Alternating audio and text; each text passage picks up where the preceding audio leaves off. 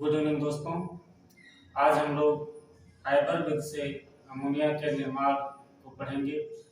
देखते हैं हम लोग कि हाइबर विद से अमोनिया का निर्माण कैसे किया जाता है। आपकी बोर्ड परीक्षा में ये प्रश्न पूछे जाने की बहुत ही अधिक संभावनाएं हैं। देखते हैं हम लोग हाइबर विद से अमोनिया का निर्माण कैसे किया जाएगा। तो इसमें हम लोग देख लेते हैं ये प्रश्न कैसे पूछा जाएगा। प्रश्न पूछा जाता है कि हाइबर विद से अमोनिया के निर्माण का सचित्र वर्णन कीजिए। तो पहले हमें क्या करना है, एक सचित्र चित्र ड्रा करना है, चित्र बनाना है। इसमें हम लोगों को देखना है चार चीजें बनेगी। पहला होता है कंप्रेसर पंप बनाएंगे, फिर होता है एक उत्प्रेरक कक्ष बनाया जाएगा, फिर उसके बाद एक संघनित्र बनाया जाएगा और सर्कुलेशन पंप बनाया जाएगा। यहाँ पर हम लोग देखते हैं कि इसका सिद्धांत क्या है। यदि शुद्ध नाइट्रोजन और शुद्ध हाइड्रोजन को 1:3 के अनुपात में लिया जाए और इसमें उत्प्रेरक कक्ष में प्रवाहित किया जाए तो हमें अमोनिया प्राप्त होती है। देख लेते हैं हम लोग इसका सिद्धांत का वर्णन हम लोग कैसे करेंगे, इसका सिद्धांत कैसे लिखेंगे कि शुद्ध नाइट्रोजन और हाइड्रोजन, शुद्ध नाइट्रोजन और हाइड्रोजन का 1:3 के अनुपात में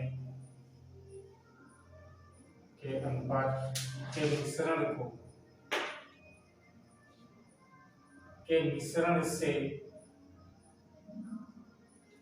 अमोनिया बनती है।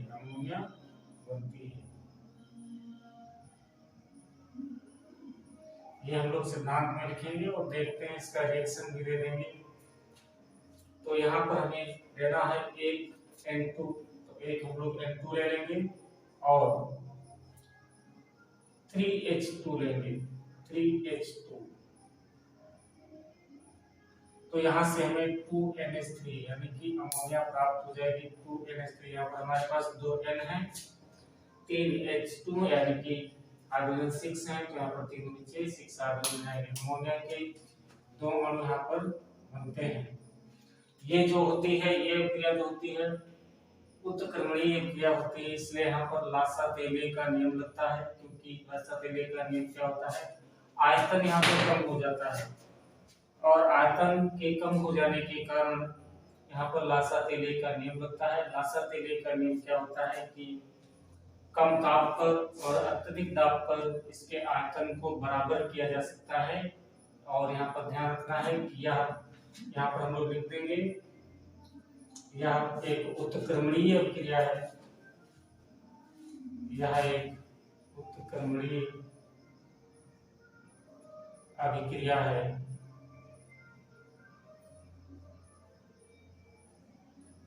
यह एक उत्क्रमणीय क्रिया है, इसलिए आयतन को बराबर करने के लिए लासा-तेले का नियम आयतन को बराबर करने के लिए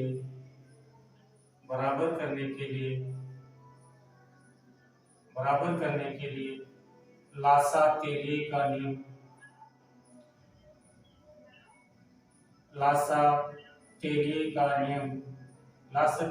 नियम कार्य करता है। यह बात हमें लिखना होगा। और फिर हम लोग देखते हैं इसकी विधि क्या है। हम लोग देख लेते हैं इसकी विधि क्या है। शुद्ध नाइट्रोजन तथा हाइड्रोजन को 1:3 के अनुपात में मिलाकर 200 वायुमंडलीय दाब पर तप्त लोहे के बारीक चूर्ण को, जिसमें मॉलिब्डेनम उत्प्रेरक मिला होता है, ये हमारे पास है मॉलिब्डेनम उत्प्रेरक इसमें मिला होता है।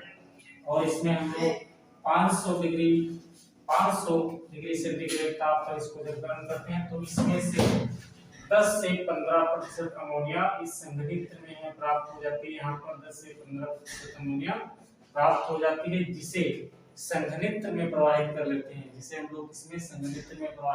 हैं, और शेष गैस को, और इसमें जो भी शेष गैस रह जाती है फिर से हम लोग उत्प्रेरक कक्ष में लाते हैं, प्रवाहित करते हैं, जिससे नाइट्रोजन और हाइड्रोजन के संयोग से हमें लगातार जो है अमोनिया गैस प्राप्त होती रहती है। इस विधि को अमोनिया के निर्माण की हैबर विधि कहते हैं। हम लोग फिर से समझ लेते हैं सिद्धांत में हमें क्या लिखना, बहुत ही महत्वपूर्ण प्रश्न है ये, बोर्ड में पूछा ही जाता है अक्सर। तो सिद्धांत में हम लोग क्या लिखेंगे कि शुद्ध नाइट्रोजन और हाइड्रोजन का 1:3 के अनुपात में मिश्रण से अमोनिया बनती है, मिश्रण से अमोनिया बनती है। इसमें हम लोग क्या लेंगे, 1:1 नाइट्रोजन लेंगे, 3 हाइड्रोजन लेंगे और तो हमें ये अमोनिया मिल जाएगी, अमोनिया प्राप्त हो जाएगी। और इस विधि को हम लोग अमोनिया के निर्माण की यहाँ पर लिख सकते हैं। इस विधि को अमोनिया के निर्माण की हैबर विधि कहते हैं। यह एक उत्क्रमणीय क्रिया है, इसलिए आयतन को बराबर रखने के लिए यहाँ पर लासा-तेलिय का नियम लगता है। लासा-तेलिय का नियम क्या होता है कि कम ताप पर और अत्यधिक दाब पर आयतन को बराबर करने के लिए ये नियम लगता है। अब हम लोग इसमें समझ लेते हैं कि विधि में क्या लिखेंगे, शुद्ध नाइट्रोजन तथा हाइड्रोजन को 1:3 के अनुपात में मिलाकर 200 एमएल लगभग 200 एमएल दाब पर तप्त लोहे के बारीक चूर्ण को, इसमें जो है तप्त लोहे के बारीक चूर्ण रखे हुए हैं, उत्प्रेरक मिला होता है। ये जो मॉलिब्डेनम है ये उत्प्रेरक इसमें मिला होता है, मॉलिब्डेनम उत्प्रेरक और प्लस इसमें लोहे के चूर्ण मिले होते हैं। और इसको हम लोग जब 500 डिग्री सेंटीग्रेड ताप पर गर्म करते हैं तो इस विधि से लगभग 10 से 15% अमोनिया गैस हमें प्राप्त होती है और इसे संघनित्र में एकत्रित कर लिया जाता है। जो भी शेष हाइड्रोजन और नाइट्रोजन जो शेष बचता है उसको हम लोग फिर से इस उत्प्रेरक कक्ष में प्रवाहित करते हैं और फिर से हमें लगातार हाइड्रोजन और नाइट्रोजन के संयोग से अमोनिया गैस प्राप्त होती रहती है। इसमें हमें ध्यान रखना है, जो 5 मार्क्स का एक क्वेश्चन है, इसमें हमने 2 मार्क्स के कम से कम इस डायग्राम से मिलेंगे, इस फिगर से मिलेंगे, इस चित्र से मिलेंगे, हमें लगभग 2 मार्क्स। तो इस चित्र को ध्यान से समझ लेना है। यहाँ पर हमें एक कंप्रेसर पंप लगाना है, ये हाइड्रोजन और नाइट्रोजन कंप्रेसर पंप की सहायता से इस उत्प्रेरक कक्ष में भेजा जाता है। उत्प्रेरक कक्ष से हाइड्रोजन और नाइट्रोजन का मिश्रण जो है इस संघनित्र में प्राप्त हो जाता है, द्रवित अमोनिया हमें यहाँ पर प्राप्त हो जाती है संघनित्र में। और यहाँ पर जो है ठंडा जल, इस यहाँ पर जो टेम्परेचर बढ़ाया गया था, टेम्परेचर यहाँ पर 500 डिग्री सेंटीग्रेड था, इसलिए इसको ठंडा करने के लिए यहाँ पर ठंडा जल प्रवाहित करते हैं।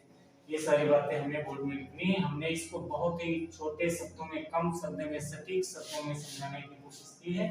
आप लोग इसको इसी तरीके से बोर्ड में लिखेंगे तो आपको पूरे मार्क्स मिल जाएंगे, 5 में से 5 मार्क्स मिल जाएंगे। बहुत ही कम शब्दों में, बहुत ही सूक्ष्म शब्दों में हमने इसको समझाने की कोशिश की है। आप लोग इसको रिवाइज कर लीजिए, आपके एग्जाम के लिए बहुत ही महत्वपूर्ण है। धन्यवाद वीडियो देखने के लिए, थैंक यू, धन्यवाद।